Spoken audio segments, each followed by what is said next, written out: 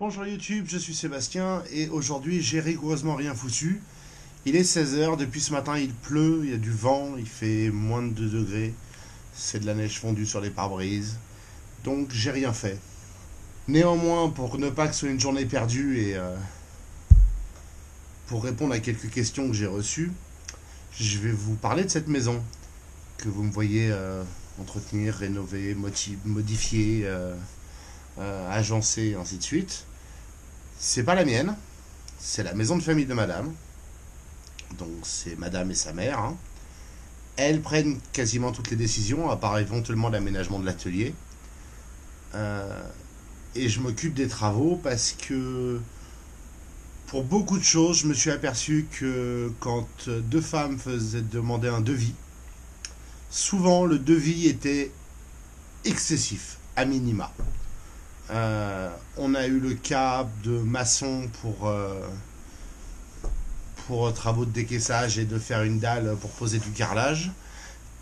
Quand c'est moi qui suis là pour faire le devis, on obtient un prix au mètre carré globalement, hein. Enlever des pierres, enlever un peu de terre, couler une dalle béton. Et quand je suis pas là pour faire le devis avec les mêmes maçons, un an plus tard, un an et demi plus tard, eh ben, ça coûte 1,5 fois à 2,5 fois le prix du mètre carré pour les mêmes travaux. Avec un peu plus de surface certes, mais je vous parle d'un prix au mètre carré, donc ça n'a pas d'impact. Et ça, c'est un truc qui m'exaspère au plus haut point. On est en 2020, et les ouvriers, à quelques exceptions près ici, hein, on a un bon plombier, un bon électricien et un bon menuisier, qui ont compris que c'était pas chez moi et qui ont compris que c'était chez elles et qui les respectent en tant que clientes et font des tarifs tout à fait honnêtes, font bien le boulot, etc. Mais alors souvent, les devis pour différents chantiers, quand c'est des femmes, et ça vaut chez ma mère aussi où j'ai vu des devis lunaires, carrelage du salon, dalle de 60 par 60, à poser sur le carrelage existant, on surélevait un petit peu, c'était pas très grave, le sol n'était pas ragréé ou quoi que ce soit. Un carreleur proposait un devis à 70 € par dalle, sans la dalle, juste pour la colle et la pose, 70 € la dalle. Autant vous dire qu'il n'a pas eu le contrat, hein, faut pas se mentir. Et ici c'est pareil, donc quand je suis pas là pour les devis deviennent absurdes.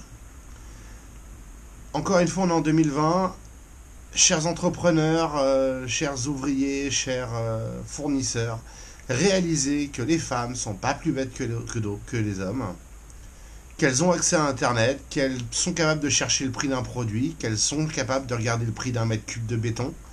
Et quand vous leur marquez sur le devis que vous allez couler 5 mètres cubes de béton et que vous facturez ça à 5 000 €, c'est pas très compliqué de s'apercevoir que vous vous foutez de leur gueule en matériaux ou que vous vous foutez de leur gueule sur la main d'œuvre.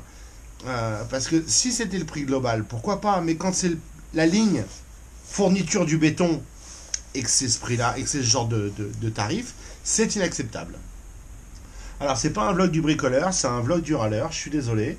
Mais très franchement, j'en ai marre que quand il faut faire le moindre devis, il faut que je sois présent, sinon elles savent qu'elles ont une chance sur deux de se faire baiser ou de se faire mentir ou qu'on essaie de les arnaquer. J'ai vu le cas plusieurs fois que ce soit le ramoneur du poêle qui parle le minimum et qui attend qu'un homme se présente pour expliquer les choses. Qui est venu me voir, celui qui est venu ramener le poêle, il a bien bossé. Mais c'était chez elles ont pris rendez-vous, elles ont appelé pour vérifier qu'ils pouvaient s'occuper de leur poêle, elles se sont occupées de tout. Madame l'a accueilli, madame lui a montré le poêle, madame lui a montré où il pouvait le sortir. Et au moment où il a fini, il vient me voir pour me dire ça y est, c'est terminé, alors que j'étais en train de faire autre chose. Comme si ça allait soudainement être mon problème parce que c'était une question d'argent. Madame a un chéquier, elle sait faire un chèque, elle s'est occupée de tout, elle attendait qu'il ait fini. Ça me fend le cœur, je suis pas aussi émotif que ça, mais ça m'exaspère que aujourd'hui encore, les femmes se fassent maltraiter par les ouvriers dans les travaux. C'est pas normal, c'est pas acceptable, et très franchement, j'ai aucun pouvoir pour faire en sorte que ça s'arrête, mais si vous connaissez un ouvrier ou si vous constatez un de ces comportements, dites-le ouvertement, parce que c'est exaspérant. Que le façadier, quand il a refait la façade, les tableaux étaient de travers, j'étais pas là, elles lui ont dit 10 fois que les tableaux ça allait pas. Ah mais si c'est comme ça, c'est normal, c'est normal. Il a fallu que je sois là pour lui dire mais vous foutez de ma gueule, ça c'est pas perpendiculaire à ça c'est pas plat, ça c'est pas droit, et le volet rentre pas, de toute façon ça se voit. Mais quand c'était les femmes qui le disaient, sa réaction était de dire vous pouvez pas comprendre, c'est compliqué, globalement, à demi-mot et à sa manière. D'origine italienne, apparemment c'est standard chez eux. Mais par contre, quand c'est moi, une bonne centaine de kilos, la barbe, ah bah tout de suite, ils prennent moins pour des cons et ils écoutent quand on leur parle et puis ils essayent moins de raconter n'importe quoi. Et pourtant, c'est pas mon métier non plus, hein, tout ça. Moi, je suis un geek à la base, hein, je fais du développement, je fais du code. Je veux dire, la mécanique et servir de ses mains, ça m'a été inculqué par mon père quand j'étais jeune parce qu'on faisait de la moto dans les champs. Puis les voitures qu'il avait, etc. Et on bricolait, et j'aime bien ça, et j'ai pris goût, mais c'est pas mon job. Je suis pas professionnel. Et je suis objectivement pas plus compétent qu'une femme pour recevoir quelqu'un pour lui faire un devis. Mais pourquoi est-ce que le résultat change en fonction de qui le reçoit? Et je vous parle pas d'un cas isolé, je l'ai vu 10 fois. J'ai vu un couvreur chez ma mère proposer un devis où il facturait les plaques d'étain à 4 fois le tarif au mètre carré que ce qu'on trouve partout, que le plus cher des magasins qui affichent le prix, que ce soit sur internet ou dans la rue. Et ça ne s'arrête jamais. C'est usant, c'est insultant, c'est désagréable. Et ce sera mon coup de gueule de la journée. Mais pour tous ceux qui pensent que l'égalité des femmes est un sujet clos, et il ne le sera peut-être jamais, mais que sur ce point-là ce soit pas fini, c'est quand même un peu honteux. Je n'ai pas payé ces entrepreneurs, je les ai pas fait venir, je les ai pas appelés, je leur ai pas dit ce que je voulais. C'est mesdames qui s'en occupent, que ce soit ici ou que ce soit chez ma mère.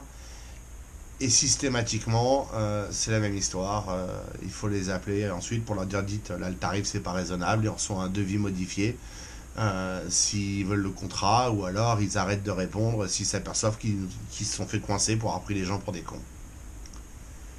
Un peu fatigant.